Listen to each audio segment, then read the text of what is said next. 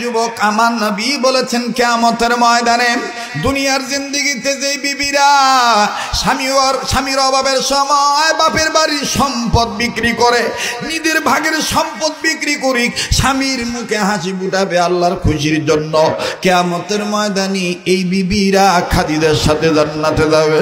যুবক বলে হুজুর মিলে গেল, এবার বলেন ফাতেমা কোন কারণে জান্নাতে যাবে? বলে ফাতেমা জান্নাতে যাবে দুনিয়ার জিন্দেগিতে ফাতেমা তার হায়াতের জিন্দেগিতে মৃত্যু পর্যন্ত কোনোদিন স্বামীর হুকুম ছাড়া, যখন বাবার ঘরে ছিল বাবার অনুমতি ছাড়া কোনো কাজ করেন নাই।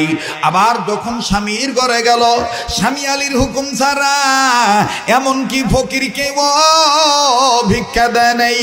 আর যুবক, কিয়ামতের ময়দানে যেই সমস্ত দুনিয়ার যে সমস্ত বিবিরা স্বামীর অনুমতি ছাড়া বাবার বাড়ি যাবে না, এমনকি দুনিয়াতে ফকিরকেও ভিক্ষা দিবে না স্বামীর অনুমতি ছাড়া, ওই সমস্ত বিবিরা কিয়ামতের ময়দানে হযরতে ফাতেমার সাথে জান্নাতে যাবে। যুবক বলে হুজুর মিলে গেল, এইবার বলেন তো দেখি আম্মা জান আয়েশা কোন কারণে জান্নাতে যাবে? এবার ডেকে ডেকে বলতেছেন আম্মা জান আয়েশা রাদিয়াল্লাহু তাআলা আনহা, উনি নবীজিকে গোসল করায় দিতেন। দুনিয়ার জিন্দেগিতে যে বিবিরা স্বামীর গোসলখানা রেডি করে দিবে, পানি পোড়ায় দিবে, গাটা কসলায় দিবে, সাবান আগায় দিবে, স্বামী গোসল করে চুল দাড়ি বিঁধে গেলি স্ত্রীগণ মুছায় দিবি। আর আমরা এলাকার বাপ্পাইরা আগেই বলেছি আমার বয়ান কিন্তু সামাজিক বয়ান। আমার বহু মা বোনেরা বয়ানখানা শুনতেছেন, জীবনে শেষ বয়ান মনে করে বয়ান করছি। মাগো তুমি যাই নামাজে জান্নাত খোঁজো, শুনে নাও স্বামীর সাথে বেয়াদবি করলে তুমি জান্নাত পাইবা না। স্বামী তোমার পোশাক, আবার বিবিরাও স্বামীদের পোশাক। যাকে বাজান অন্যদিকে না যাই, এবার আম্মা জান আয়েশা যে নবীজির গোসলের জায়গা রেডি করে দিতেন, নবীজির গোসলের পানি রেডি করে দিতেন। দুনিয়ার কোন নারী যদি বিবিগণ যদি স্বামীর গোসলখানা এরকম রেডি করিয়া দেয়, কিয়ামতের ময়দানে আমার বন্ধুগণ এই বিবিগণ আম্মা জান আয়েশার সাথে জান্নাতে যাবে। এবার আইয়ুব আমার ভাইরা মহিলার কথা বলার পরে ইমাম আহমদ ইবনে হাম্বল জবাবটা দেওয়ার পরে যুবক ডাক দিয়ে কয় হুজুর বাকি রইল আর দুইটা মহিলা। এবার বলেন তো দেখি 4 নাম্বার বিবি রহিমার সাথে কেন বিবি রহিমা জান্নাতে যাবে, আর রহিমার সাথে কোন কোন নারীরা জান্নাতে যাবে? ইমাম আহমদ ইবনে হাম্বল বলেন বিবি রহিমা অসুস্থ স্বামীর সেবা করার কারণে আল্লাহর জান্নাত পাইয়া গেছে। দুনিয়ার জীবনে আইয়ুব নবীর গায়ে যখন পছন্দ ধরেছিল, ঘাউ হয়েছিল, পোকা যখন উঠেছিল, কীরা যখন বের হয়েছিল, বিবি রহিমা হাত দিয়া পোকা সরায় নাই, নিজের জিহ্বা দিয়া পোকা সরায় দিয়েছি, স্বামীর যেন কষ্ট না লাগে, আঘাত যেন না পায়। ঠিক তদ্রুপ দুনিয়ার যে বিবিগণ অসুস্থ স্বামীর সেবা যত্ন করবি অবহেলা না করিয়া, স্বামীকে অমান্য না করিয়া, স্বামী যতদিন বেঁচে থাকবি অসুস্থ স্বামীর সেবা যত্ন যখন করবে ইবাদত মনে করে আল্লাহকে খুশি করার জন্য। ইমাম আহমদ ইবনে হাম্বল বলেন কিয়ামতের ময়দানে এই বিবিরা আইয়ুব নবীর বিবি রহিমার সাথে জান্নাতে যাবে। এবার ডাক দিয়ে বলে হুজুর ফাইনালি উত্তর আপনি দেন। 5 নম্বর উত্তর বিবি আসিয়া জান্নাতে যাবে। ইমাম আহমদ ইবনে হাম্বল ডাক দিয়ে বলে যুবক রে, বিবি আসিয়া শুধু একাই যাবে না, একটু থামো। বিবি আসিয়ার সাথে বিবি আসিয়ার কাজের বুয়াও জান্নাতে যাবে, আর কাজের বুয়ার 3টা বাচ্চাও জান্নাতে যাবে। আমার বাইরানি যুবক ডাক দিয়ে বলে হুজুর এখন আমার মন কয় আপনি মনে হয় ইমাম আহমদ ইবনে হাম্বল হইবি। কেন রে যুবক, কি এমনি বুঝলা? যুবক কান্দারে ডাক দিয়ে বলে হুজুর আপনি যেইভাবে আসিয়ার কথা বলতে যে ব্রেক দিলেন, আসিয়ার কাজের বুয়ার কথা বললেন, আর কাজের বুয়ার 3টা বাচ্চার কথা বললেন, আমার নবীজিও স্বপ্নের মাধ্যমে ওই মহিলার 3টা বাচ্চার কথা বলেছে। বাজান রে প্লিজ, গভীর রজনী, হাইকোর্টের দরজা বন্ধ, সুপ্রিম কোর্টের দরজা বন্ধ হয়ে গেছে। মেম্বার চেয়ারম্যানের দরজা বন্ধ, আমার আল্লাহ পাকের মাগফিরাতের দরজা খোলা। কে কখন কবুল হবেন জানা নাই। প্লিজ দিলটা নরম করে দেন গো। এবার ডাক দিয়ে বলতেছেন, হুজুর গো, বিবি আসিয়ার সাথে কাজের বুয়া যে জান্নাতে যাবে, আর কাজের বুয়ার 3টা বাচ্চা যে জান্নাতে যাবে, দুনিয়াতে তারা যে জীবদ্দশায় জান্নাত পাইছে কেন একটু বলেন তো দেখি, তাইলে বোঝা হয়ে যাবে। এবার ইমাম আহমদ ইবনে হাম্বল বলেন, বিবি আসিয়ার চুল জান্নাতি চুল ছিল। দুনিয়ার সব নারীদের চুল ওই জান্নাতি কেশ, এজন্য নারীদের চুল কাটা হারাম। নারীদের চুল কাটা হারাম। আমার বন্ধুগণ, নারীর সৌন্দর্য বৃদ্ধি পায় চুল লম্বা হওয়ার কারণে। আমার ভাইরা, পৃথিবীতে 172টা নারীর চুল জান্নাতি চুল ছিল। এই 172টা নারীর নাম যদি আমি বলতে যাই, গোটা রাত শেষ হয়ে যাবে। আমার বন্ধুগণ, ওই 172 জনের মধ্যে বিবি আসিয়া কিন্তু অন্যতম একজন। ডেকে ডেকে বলতেছেন, যুবক দেখো, আমার কথার সাথে নবীর কথা মিলেনি। বিবি আসিয়া চুল ছিল জান্নাতি চুল, লম্বা চুল। এই বিবি আসিয়া যখন মাথার চুল আশ্রাইতেন লোহার চিরুনি দিয়া, একদিন চুল আশ্রাইতে যায় লোহার চিরুনি পড়ে গেল। বিবি আসিয়ার কাজের বুয়াটা চিরুনি যখন মহারানীর কাছে উঠাইয়া দিবে, রানীমার হাতে যখন দিবে, বিবি আসিয়ার কাজের বুয়া চিরুনি উঠাইতে যাইয়া নতুন করে মুসার আল্লাহকে খুশি করার জন্য বললেন, বিসমিল্লাহির রহমানির রহিম।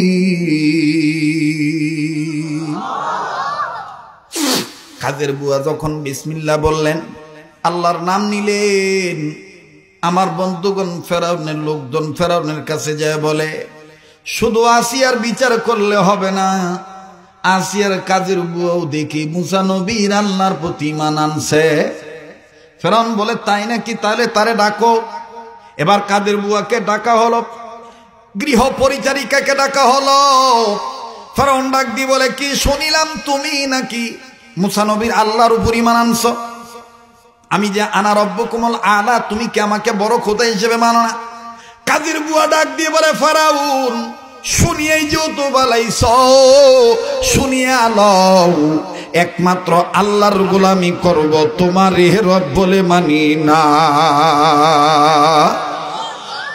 ফেরাউন ডাক দিয়ে বলতে যে, বুঝছি, এইভাবে সোজা আঙ্গুলি উঠবে না, আঙ্গুল বাঁকা করতে হবে। আমার জানা মতে মহিলার স্বামী নাই, মহিলার 3টা বাচ্চা, 3টা বাচ্চার বাবা নাই। একটা বাচ্চা মায়ের দুধ পান করে, আর 2টা বাচ্চা মোটামুটি একটু বুঝনেওয়ালা হয়েছে। বিশাল আকারের চুলা জ্বালাও, এই চুলার উপরে বিশাল আকারের কড়াই গরম করো। এই গরম করার মধ্যে মন কেমন লিটার কি লিটার তেল গরম করো। গরম তেল যখন উত্তপ্ত ফুটন্ত গরম তেল হয়ে যাবে, এই গরম তেলের ভিতরে মহিলা যদি ঈমান না সারি, মহিলারও গরম তেলে ফালাই দিবা। মহিলাকে ফালানোর আগে মহিলার বাচ্চাদেরকে গরম তেলে ফেলে দিবা। বাচ্চাদের মায়ে পড়িয়াই কাদের ঈমান ছেড়ে দিতে পারে। ফেরাউনের বুদ্ধিতে তাই করা হলো। বাজানের রাজা বাচ্চার কত শোনার পরে 2টা বাচ্চা মায়ের কাপড়ের আঁচল ধরে মা মা বলে কান্দে, আর ডাক দিয়ে বলে, মাগো, আমাগো বাবা নাই, আমাগো বাবা নেই গো মা। ওই মা ঈমান আনার কারণে এখন তোমার সামনে নাকি আমাদের এইভাবে গরম তেলে ফেলে দিবে। মা জননী, গৃহ পরিচারিকা, গৃহিণী যখন দেখলেন মা মা তার কলিজায় লাগে ডাকটা, মার বাচ্চাদের দিকে তাকাইলেন না। বাচ্চাদের দিকে তাকায় যদি মায়া লাইগা যায়, আল্লাহকে ভোলা যাবে না। বাচ্চা গেলে বাচ্চা পাওয়া যাবে, আল্লাহকে হারাইলে আল্লাহ পাবো কই? মহিলার চোখ খুলে না। এইবার মহিলার সামনে দেখি দুটা বাচ্চাকে এক এক করে যখন গরম তেলে ফালায় দিল, মুহূর্তের মধ্যে আমার বন্ধুগণ চামড়া গোশত আলাদা হয়ে গেল, কঙ্কাল হয়ে গেল। বাচ্চা দুইটা মরার আগেও লা ইলাহা ইল্লাল্লাহু মুসা কালিমুল্লাহ বলে ইন্তেকাল করলেন, অর্থাৎ আল্লাহর রাস্তায় শহীদ হয়ে গেল। এবার ফেরাউন ডাক দিয়ে বলে, বুঝতে পেরেছি, এই দুধের বাচ্চাটাকে গরম তেলের মধ্যে ফেলে দাও।